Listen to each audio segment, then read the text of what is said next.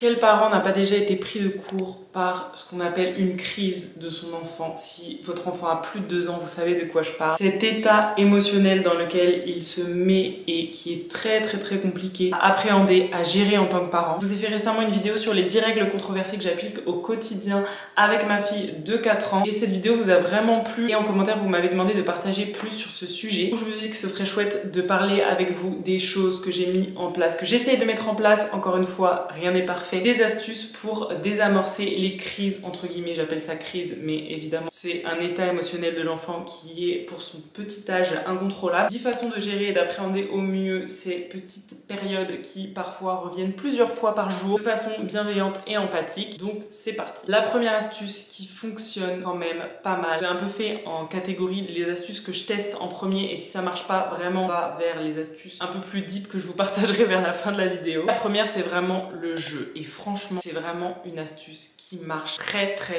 souvent. Déjà parce que l'enfant joue toute une journée. Même par rapport aux apprentissages, l'enfant apprend en jouant, en expérimentant. Ils sont en train de jouer continuellement. Vraiment, si vous traînez avec des enfants qui ont entre 2, et là, moi je dis 4 ans, mais je pense même un peu plus 6 ans, parce que moi je me suis arrêtée à 4 là. Je crois que vous savez qu'ils sont tout le temps en train d'être dans leur bulle, tout le temps en train d'être dans leur imaginaire, tout le temps en train de vouloir jouer avec tout ce qu'ils rencontrent autour d'eux dans la vie. Le meilleur moyen pour désamorcer une crise, c'est vraiment de passer par le jeu. Ça dédramatise tout de suite la situation et en fait on se met tout de suite à leur hauteur et on rentre dans leur monde. On casse tout de suite cette barrière de je suis un adulte très terre à terre, très réaliste et toi tu es un enfant complètement perché dans ton monde imaginaire. Concrètement des exemples, ça va être une fois où elle n'a pas envie d'aller à l'école, de sortir à la voiture, de marcher par exemple, de dire bah ok on y va à cloche-pied, on y va à l'envers, on y va en courant parce que tout de suite ça donne une autre dynamique. C'est un challenge, c'est quelque chose qu'on partage ensemble et c'est pas juste la routine barbante d'aller à l'école etc. Sur le moment ça leur fait oublier un instant ce qu'ils n'ont pas envie de faire et franchement ça fonctionne toujours super bien. Personnifier les objets, ça marche trop bien aussi. La brosse à dents,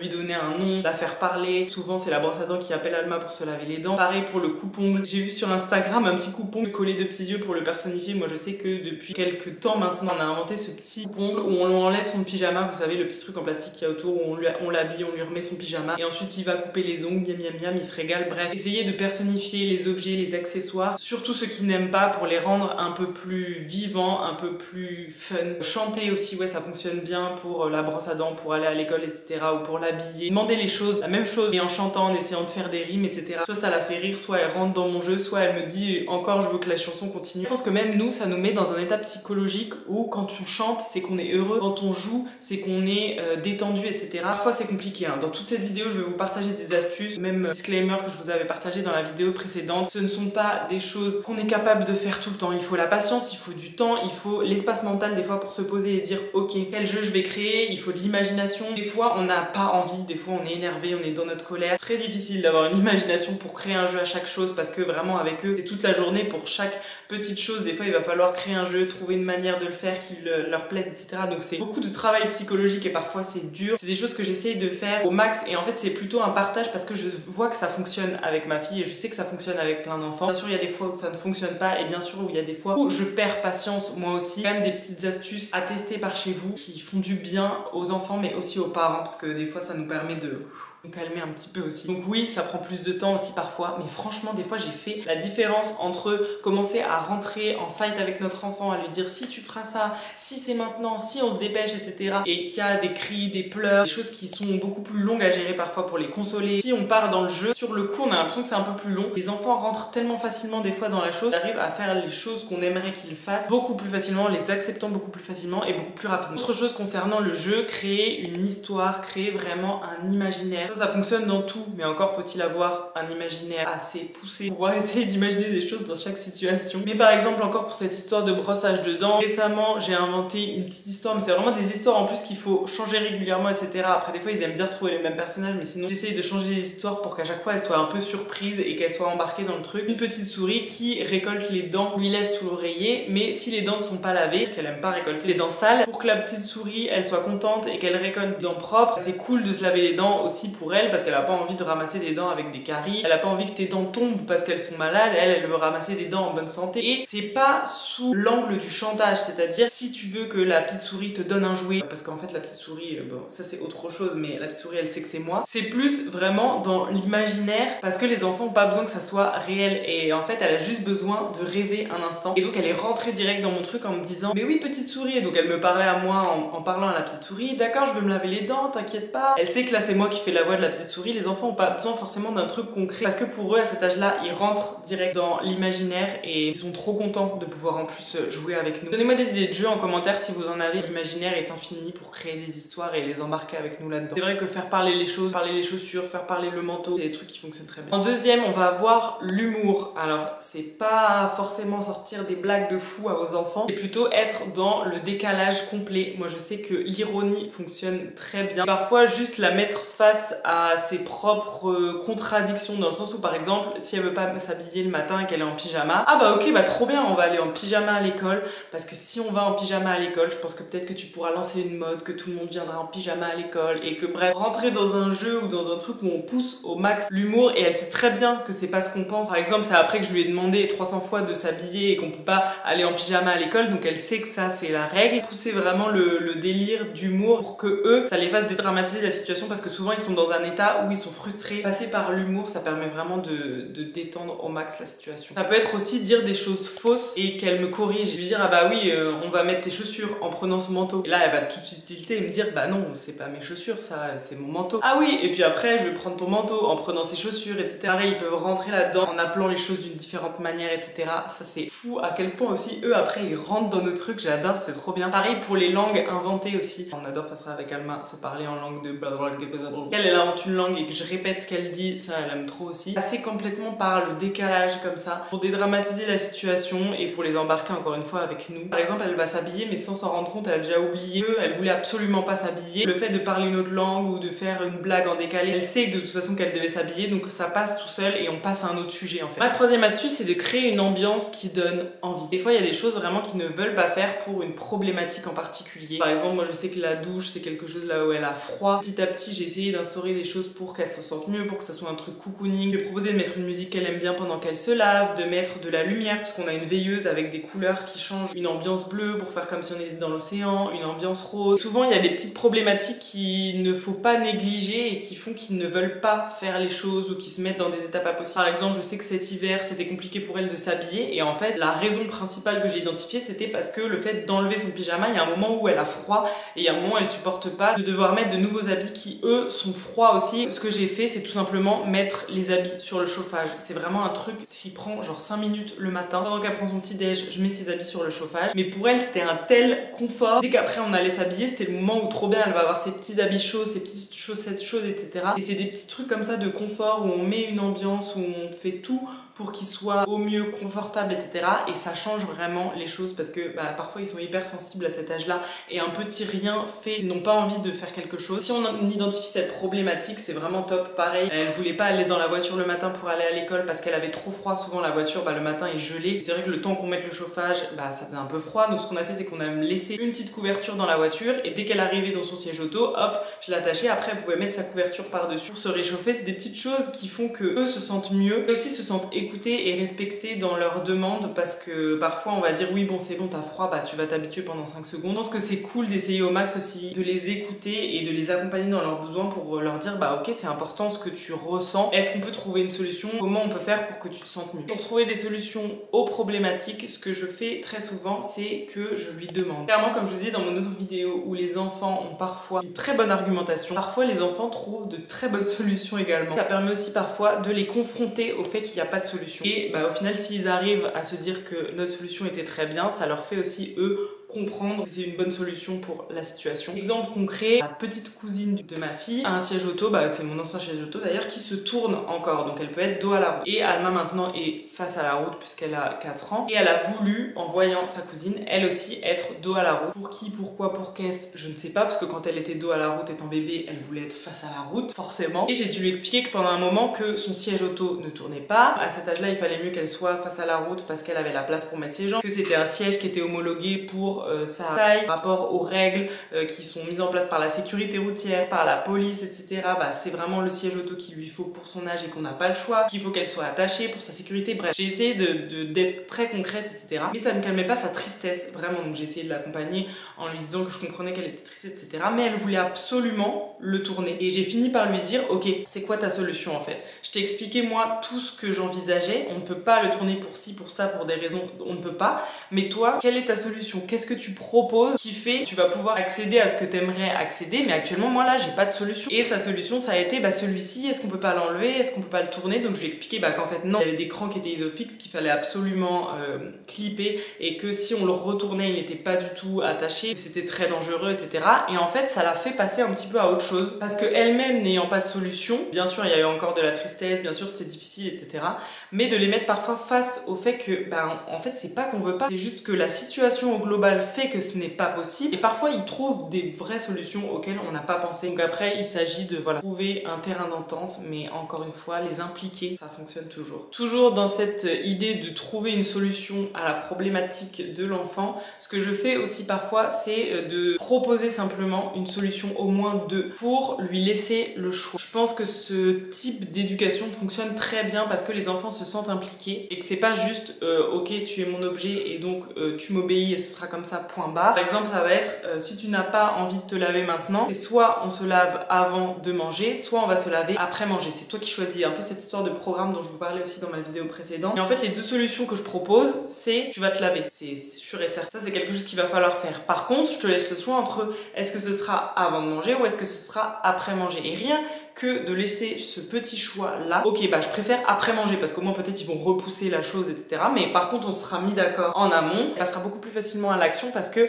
bah, elle sait très bien sur quoi elle s'est engagée et les choses qu'elle doit respecter. Si par exemple elle s'est engagée sur quelque chose qu'elle ne veut pas respecter après, ce que je lui dis tout simplement, bah, c'est qu'en fait moi quand je m'engage à certaines choses vis-à-vis d'elle, je les fais. Typiquement, quand je m'engage à dire on va à la piscine demain, on va à la piscine demain, sauf catastrophe naturelle ou je ne sais quoi. Mais quand je m'engage à dire bon bah ok, après on va au parc et je lui explique ça très clairement en lui disant si je te dis on va à la piscine demain et que finalement demain matin je me réveille et je te dis bon non en fait j'ai plus envie d'aller à la piscine. Ça veut dire que je me suis engagée sur quelque chose avec toi que je ne respecte pas. Ça veut dire que tu vas pas pouvoir me faire confiance, que la prochaine fois quand je vais te dire on va à la piscine, finalement non, j'aurais changé d'avis, on n'ira plus. Et ce sera sans raison valable. Je lui dis donc toi c'est aussi important que quand tu t'engages à faire des choses, on s'était dit que tu allais te laver après manger, il faut que tu le fasses aussi pour que je puisse te faire confiance parce que la prochaine fois sinon il y aura plus de confiance, je pourrais plus te croire sur ce que tu m'as dit vu que la dernière fois bah finalement ça s'était pas réalisé. C'est vraiment une histoire de confiance et de lien en fait entre nous qui fait que directement elle me dit bah non,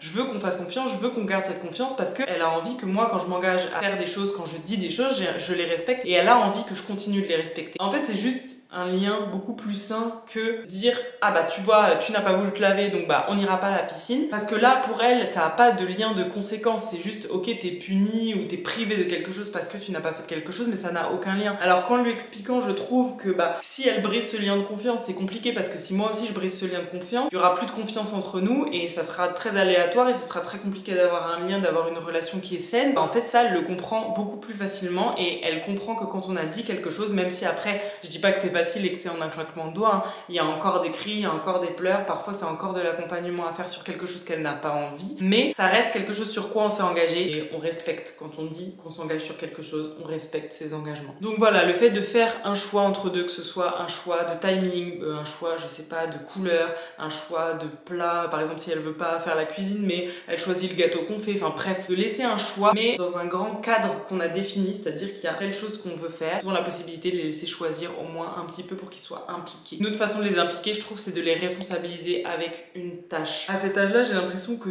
tout est hyper important, d'autant plus les choses adultes qu'on fait nous au quotidien, de pouvoir les faire eux-mêmes. On voit bien à quel point il y a énormément de mimétisme dans leur jeu. Quand on leur donne la possibilité de le faire, que ce soit des petits gestes, ça les responsabilise déjà, mais en plus, ils se sentent hyper impliqués. Ça va être par exemple, quand on est au supermarché, je sais pas, elle voulait absolument quelque chose que je lui ai dit non au supermarché parce que c'était pas ce qu'on était venu choisir. choisir, c'était pas ce qu'on avait prévu d'acheter, etc. À ce moment-là, ça va être peut-être de lui donner une petite tâche, je sais pas, par exemple, d'enlever le petit jeton dans le caddie, de mettre ma carte bleue dans le TPE ou d'appuyer sur les boutons si je lui dis exactement où est-ce qu'il faut appuyer. Vraiment des petites tâches comme ça, mais qui sont normalement réservées à nous, qui nous voient faire nous, qui évidemment, encore une fois, ne les mettent pas en danger ou quoi que ce soit. Je vais pas lui demander non plus de couper une butternut en deux, de leur dire ok, bah c'est à toi que je confie cette tâche, c'est à toi de le faire, il faut que tu t'appliques pour le faire, soit des choses un petit peu de minutie ou des choses qu'ils n'ont pas l'habitude de faire. Ça permet vraiment de leur dire toi aussi tu as une mission dans cette grande mission, je sais pas qui est faire les courses, cette grande mission qui est de mettre une machine à laver, bah c'est toi qui vas mettre le petit pot de lessive qu'il faut bien tenir pour pas que la lessive tombe, etc. Bref, s'ils veulent être impliqués avec nous au max, de leur donner comme ça une petite responsabilité qui est petite pour nous, qui prend juste un petit peu plus de temps, pour eux ça va être leur goal sur le moment. Ils vont être là, ok, là c'est ma mission de vie, il faut absolument que je réussisse cette tâche, et après ils sont super fiers d'eux, et ça permet parfois de reconcentrer leur esprit en fait sur une autre mission. Une autre astuce, ça va être de mettre un timer. Ça c'est vraiment quand ils essayent de gratter un max de temps. C'est vraiment super efficace parce que c'est quelque chose qui n'est pas vous. C'est-à-dire que c'est pas vous qui allez dire stop, là on a dit que c'était bon qu'on arrêtait. Donc déjà moi ce que j'essaye de faire c'est de prévenir toujours en amont, 5 minutes, 10 minutes, un quart d'heure, mais de prévenir la chose qui va arriver pour pas qu'ils se retrouvent en mode ah bah on part du parc, ah bah on part de ce lieu. Parce que là c'est un lieu qui vraiment c'est quasiment assuré que c'est une crise si on les a pas prévenus. Mais le fait de mettre un timer, c'est vraiment un chronomètre, c'est vraiment un appareil hors de vous qui à un moment va décider de sonner et va décider de mettre fin à ce moment de plaisir qu'ils aiment bien, qu'ils ont envie de prolonger, etc. Souvent ce que je fais c'est que on se met d'accord avec elle, donc elle va me dire un timing, même si elle a pas vraiment conscience du temps, hein, parce qu'elle va me dire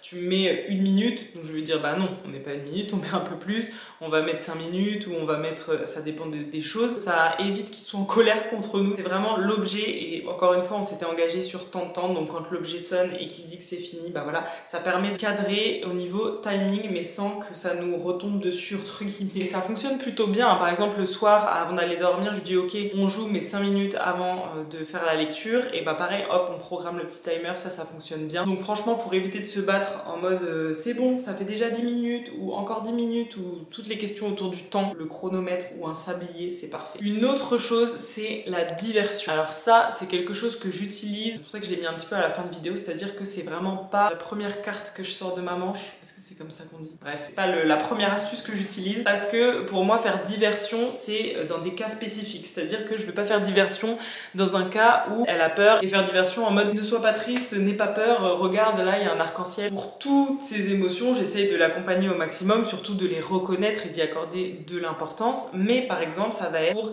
les cas où on a fait le tour de la question en long, en large, en travers, on a essayé de jouer, on a essayé de trouver des solutions, j'ai essayé de lui donner des choix entre deux choses, j'ai essayé de la responsabiliser, bon, parfois j'essaye pas tout, hein, j'ai pas non plus la liste dans ma tête en mode attends est-ce que j'ai essayé cette technique et tout, mais j'ai fait le tour de la question, je me sens bloquée dans la façon de gérer la situation, et parfois clairement ça peut être des situations qui juste sont insensées, enfin genre tu vas ouvrir son yaourt parce que 1 minute avant il t'a dit est-ce que tu peux m'ouvrir le yaourt, et finalement quand il va l'avoir ouvert devant lui il va vouloir le refermer, c'est tout, c'est comme ça, ou l'histoire du sandwich coupé en deux mais finalement maintenant ils veulent que le sandwich soit réuni et qu'il n'y ait plus qu'un seul bout. Des fois il n'y a juste pas de solution rationnelle, il faut juste accueillir leur tristesse et c'est complètement aléatoire, et donc dans ces cas-là je choisis la diversion. Par exemple pour mon histoire de siège auto qu'elle voulait mettre à l'envers, après avoir cherché une solution ensemble elle s'est bien rendu compte que c'était compliqué, etc.